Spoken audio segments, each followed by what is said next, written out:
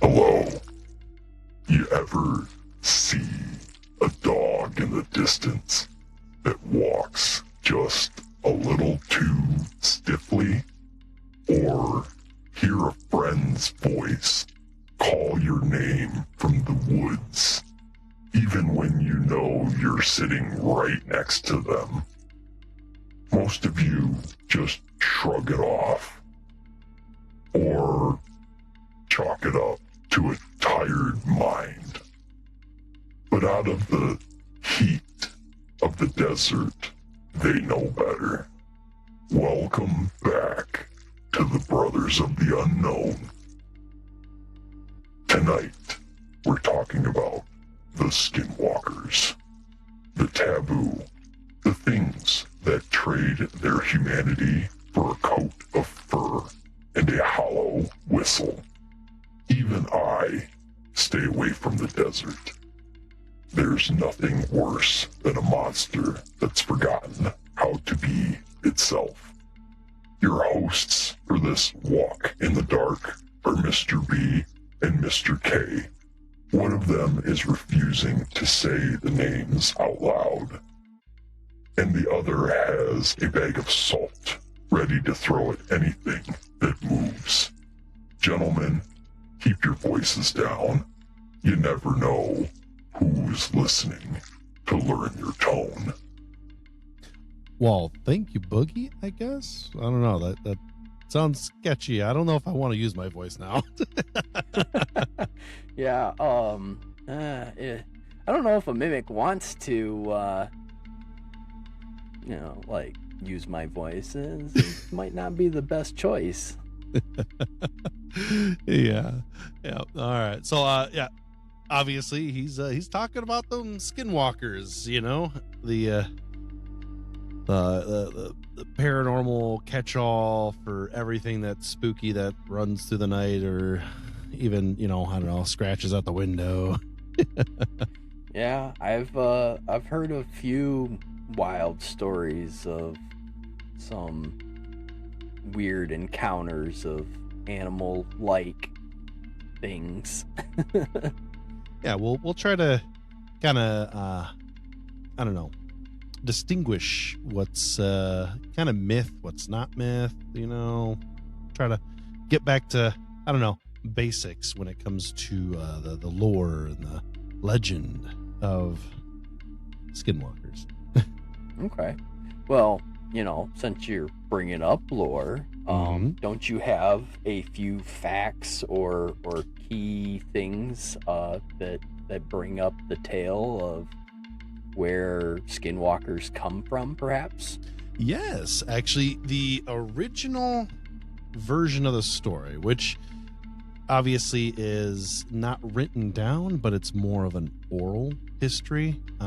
So we can only understand, what we hear. We can't just look it up online in that aspect. It is coming from the Navajo people over there in the, southwest region of the country. And the thing is they don't really like talking about it because it is very taboo. So from what we can gather is essentially these are individuals who decided to walk away, let's say, from the path of good to seek power and corruption. Interesting. So from what I gathered, it was kind of like maybe an outcast of a tribe or something, maybe did something bad and started talking to dark spirits or something like that. Not necessarily looking to talk to dark spirits. It's more along the lines of, I guess, learning the dark arts, I guess you'd want to call it. Welcome to the dark side. Right, exactly. The dark side of the force of the Navajo. But so skinwalkers get their name. Their traditional name is the Ye ne dul shi, which roughly translates into with it they walk on all fours. So you kind of get that whole, look in your mind that, they just shape shift into a creature or something, right? But in all actuality, they are human beings that just decided to not do the normal that they would presumably do. So the Navajo people, they believe in balance, in harmony, in using medicine to restore the balance in such ways. Now, the individuals who decide to become the skinwalkers, let's just use them by their nickname, is to deliberately destroy that balance and that harmony. And they instead of healing people, they're trying to, I guess, harm, whether it be spiritually or physically, I guess. I mean, if you think about it. But they don't become a skinwalker by getting bitten or infected with something or another, or even cursed. It's actually very intentional. It's not something that just happens to them. And essentially what needs to happen is they need to be very spiritually deep in their knowledge of the spiritual realm, I guess. So and you said it's not a curse, so this is more or less like reverting to your roots. This is like trying to become one with the animals again. Is that maybe the route that they were intending with it and went awry, or did it wrong, or messed with dark magic? It didn't pan out too well for them, or like, what is your thoughts? I guess my theory would be that maybe they were seeking something a little bit more than what I guess balance and harmony would offer. As any human being, there's always going to be that chance of having greater power. Someone's going to take it regardless of how bad it is, and being able to, hey, I guess the vanity of saying I am the most powerful shaman or whatever the case may be. So greed in a sense, but not in like wealth, but spirituality kind of thing. I mean, I could see that being exactly what it is. I mean, obviously I don't know firsthand, the exact, stories, but from what I can gather, that's what it seems like, is that they're seeking more than what is being offered, and they're going a darker route rather than being happy with what they already have. I gotcha. So essentially what they got to do is they have to willfully reject the moral law and do, I don't know, the I don't want to call it taboo, because taboo just has that connotation of something small, like not inconceivable, but more of a inconsequential, like tattoos were taboo at one point in time. No, this is more like straight up murdering, your brother or your father or a child or something to that effect, to essentially get what you want. And that's what they're trying to get at, is they're trying to show that this is something that is 100% intentional, that it's nothing else but just that, is that they are going against the moral law of being a good person, helping others, and so on and so forth, and just doing the opposite just to get that power.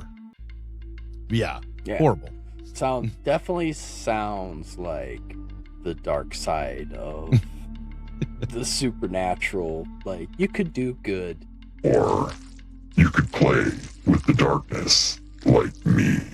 Boogie, what are you doing to people? I'm not saying I'm a bad influence, but The dark stuff is just more interesting. So the traditional forms that you would suspect skinwalkers to take would be like, the coyote, the wolf, the fox, the predators, bears, stuff like that, right? And the whole aspect is, it's not necessarily them transforming into these said things, but it's more along the lines of wearing like their skins and transforming in the, I don't know, maybe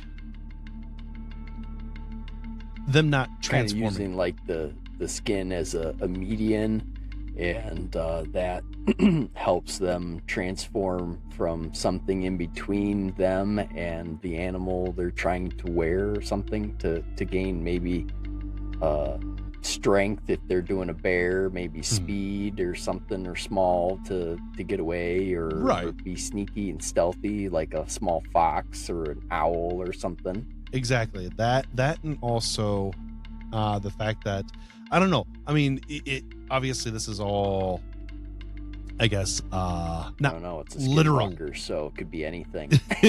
Well, I think it's more along less of, it's not a literal transformation of the person, transforming into an animal. It's more of a spiritual maybe transformation, maybe projecting itself as a said bear, owl, whatever that may be, but not actually physically turning into a said animal, Oh, okay.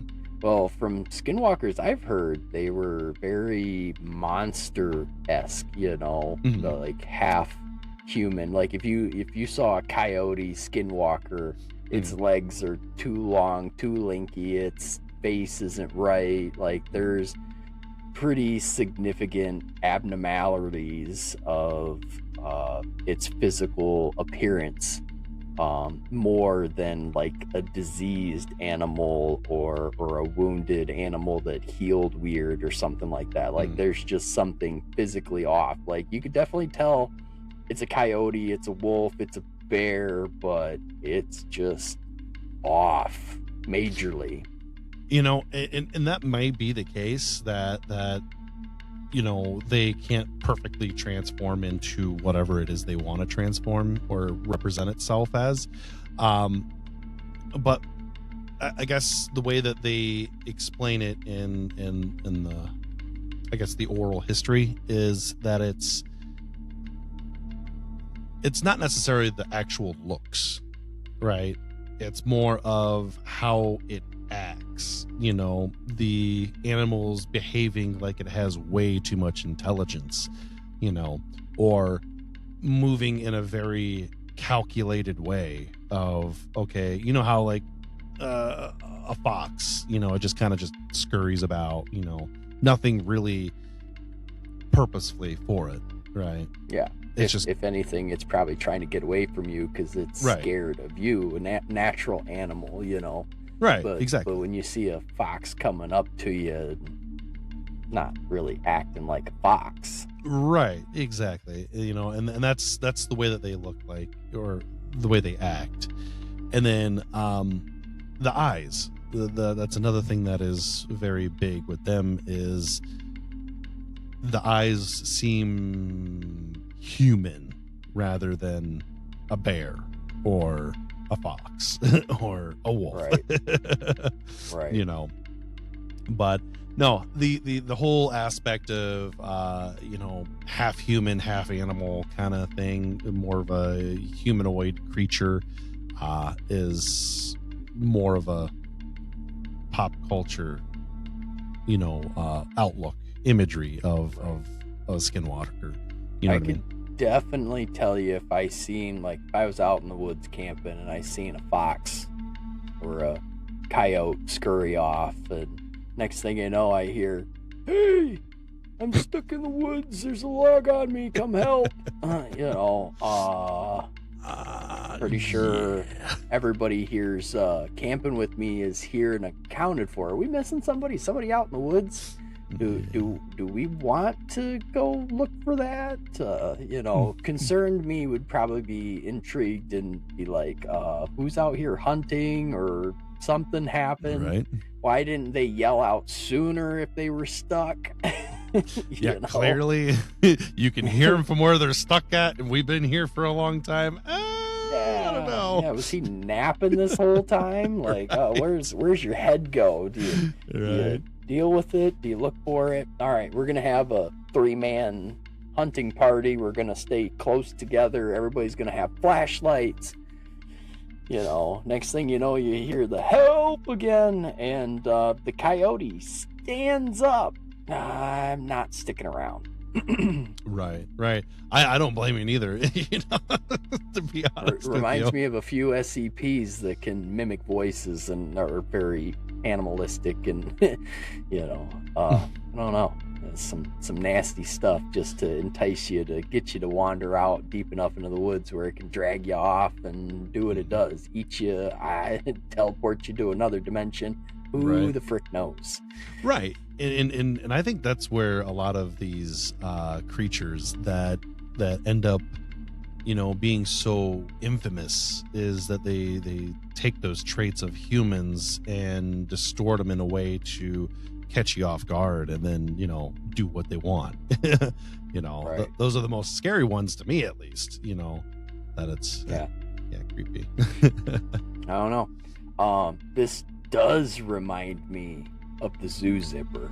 Just a little about bit. That. Yeah. So instead of having like this Native American spirituality to transforming yourself into nature and being able to wander the wilderness or something like that, like I could see a good shaman doing something like that, becoming that high level, maybe not using it for bad, but taps into it, turns into a hawk or an owl, and flies some distance, to a village, transforms back into a shaman, heals the town, works with people, and wanders off to the edge of town and puts his bird suit on and flies home. So I mean, I could see some benefits of doing that for maybe a good thing, but doesn't sound like the skinwalkers that everybody knows has too many good tales behind them, because that weird guy that dresses up as a beard and shows up out of the blue, and he gives us medicine and candy and helps us out, and he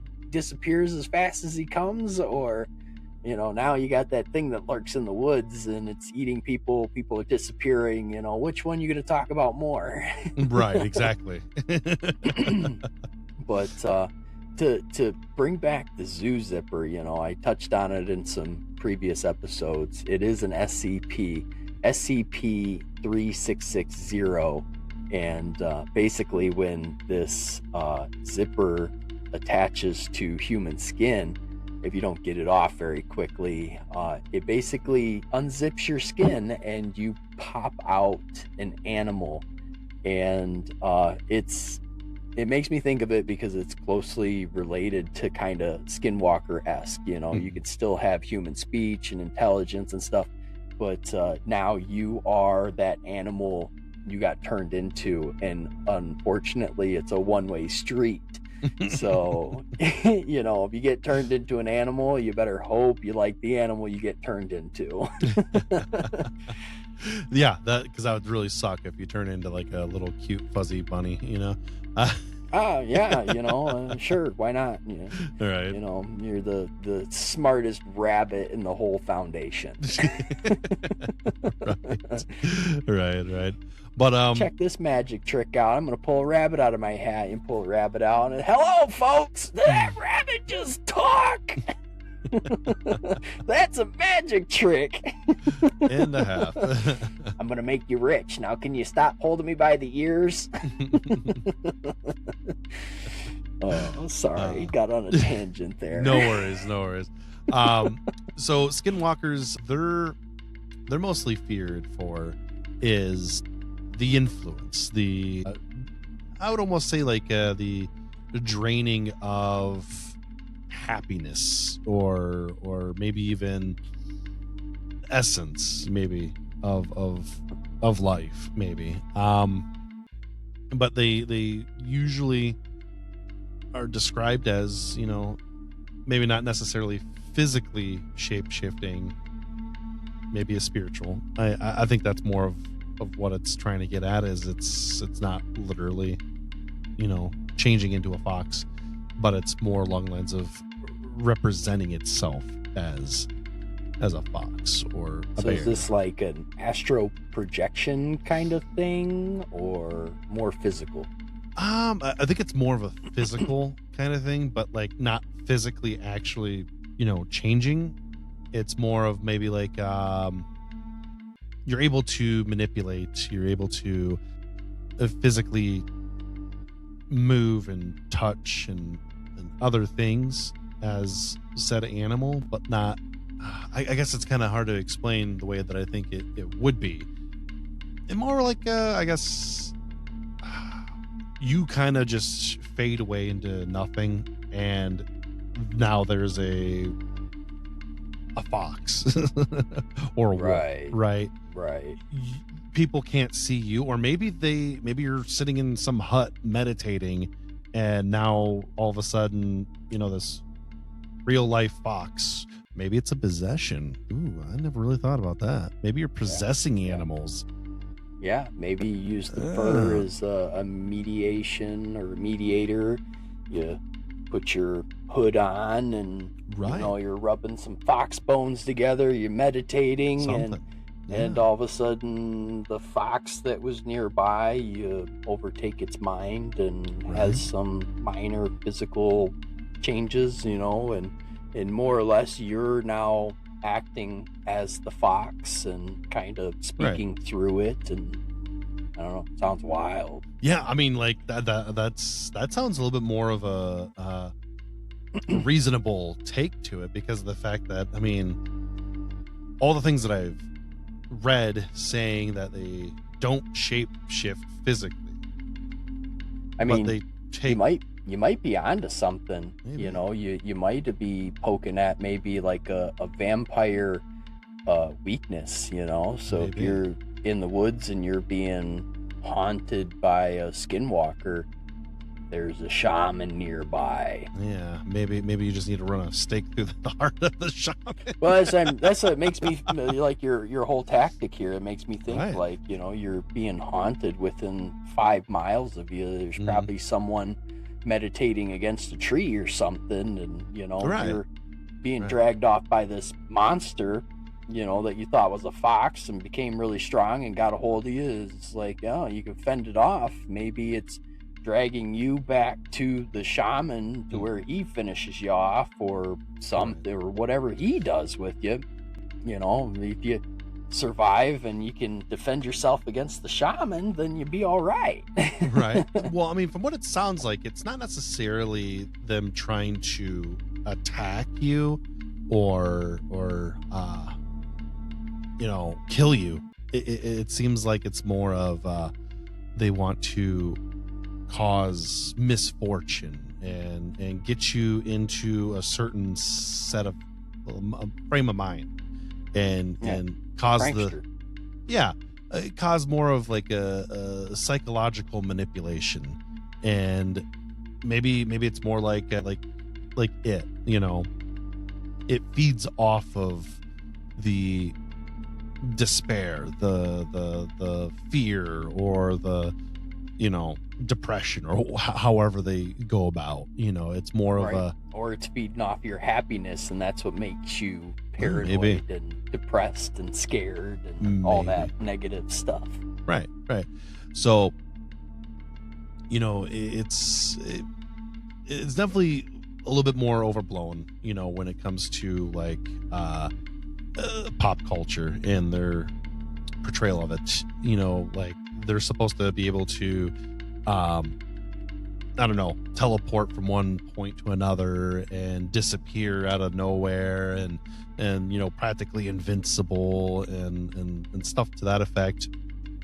And then, you know, all the way up to, you know, that, you know, they're aliens or their UFO, you know, ship is nearby, and you know, they're just kind of shape shifting in that aspect.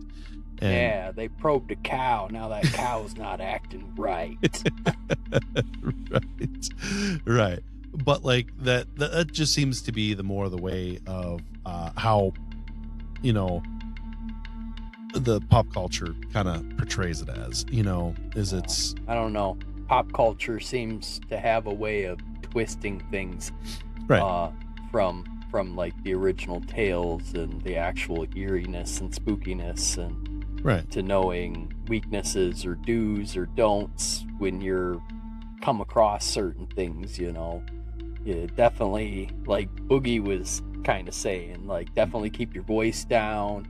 You holler back to it, it's gonna copy your voice, or hear anyone near you and try to copy that, you know, and get you to be lured out unsuspectingly to get jumped or something like that. So I mean, Right. that's the little bit of the tales I've heard where, you know, they see a weird creature come across their window, like a coyote was looking in their window, and there's no way a coyote even standing on its hind legs would have been to the height it was, and it notices you noticed it, and it scurries off. Or, you know, maybe you hear a pound or a tap on the window, and you hear grandma outside, hey, I need help in the garden, and you're just like, I'm pretty sure grandma's in her bedroom sleeping right now. Yeah, it's midnight. What is going on? Am I losing my mind? Is something actually out there? You know. Right. Your mind kind of just wanders off weird into stuff. those scary reaches of imagination. Yeah. Grandma, why do you? Grandma's got Alzheimer's. She probably woke up in the middle of the night. She's wandering around the garden. And I poked my head outside, and I didn't see Grandma. I saw the big bad wolf, and I peed my pants and ran inside. Yeah. That. Come back out here, grandson. Nah. So.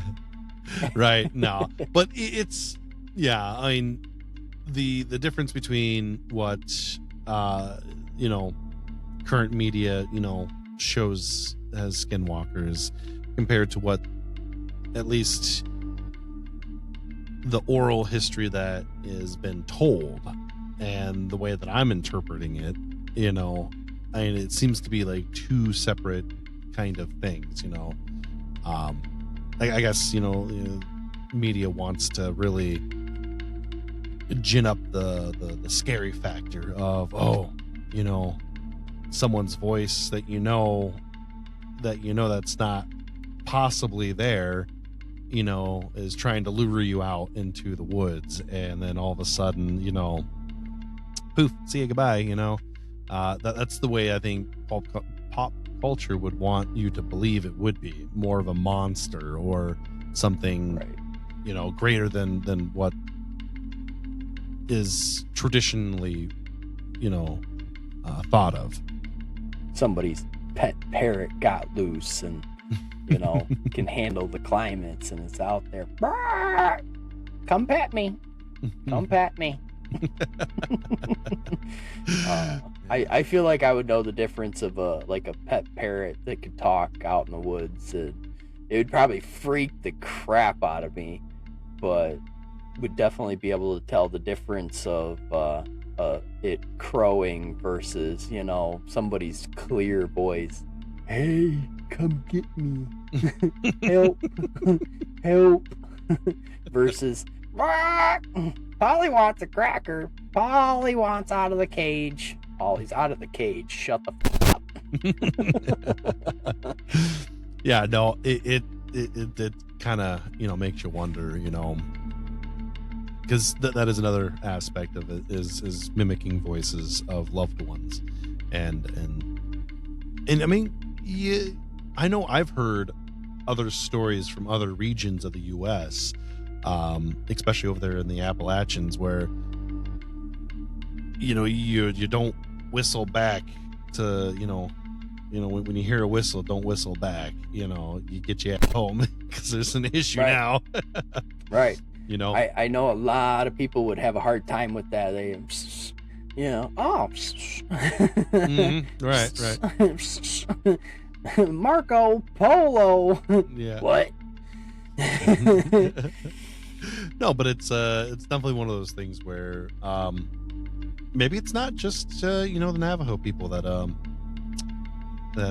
have these issues, and I wonder if there's like different types of them, Maybe. skinwalkers that maybe have more shamanistic traits, and Maybe. is that, or then you have the realm of the monsters, and they're just what they are, dark entities, spirits that have overtaken an animal, and that's how they've tapped into maybe like a possession thing. A dark spirit had a possession of an animal and is now kind of wandering the physical realm, and apparently its physical form needs to feed, and it'll go after more intelligent things because maybe it has a secret vendetta from the spirit side of things, so there could be a lot of backstory to why they do what they do. And unfortunately, we're getting close on time, so if we do bring this back up, that might be something to get into, like what drives them, why do they do what they do. So if you have theories, please put it in the comment. If maybe you've had an experience with a skinwalker or a noise in the woods that you couldn't explain it, share it with us. We'd love to hear your tale. So Mr. B, why don't you help me wrap things up? All right. Obviously, we're here on YouTube because you're watching us here.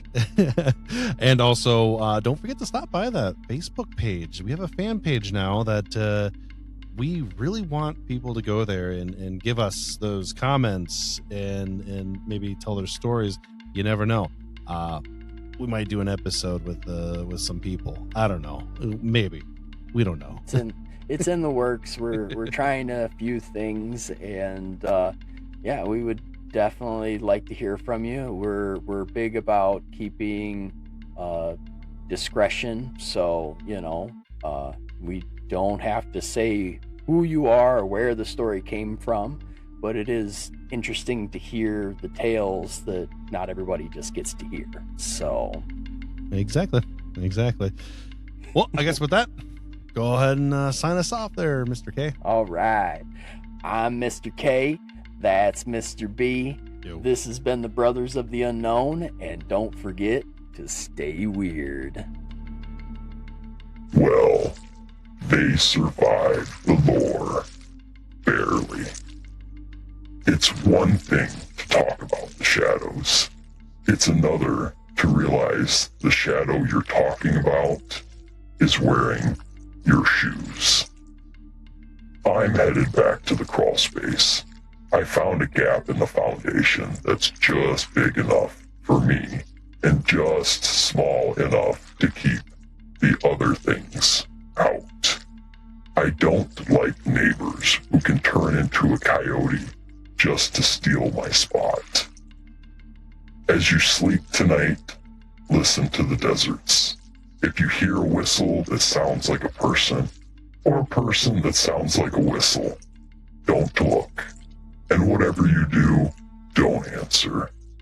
You might just be giving them the one thing they need to get inside. I've been Boogie, and this has been the Brothers of the Unknown. Sleep tight, and try to ignore the scratching at the window. It's probably just a branch. Probably.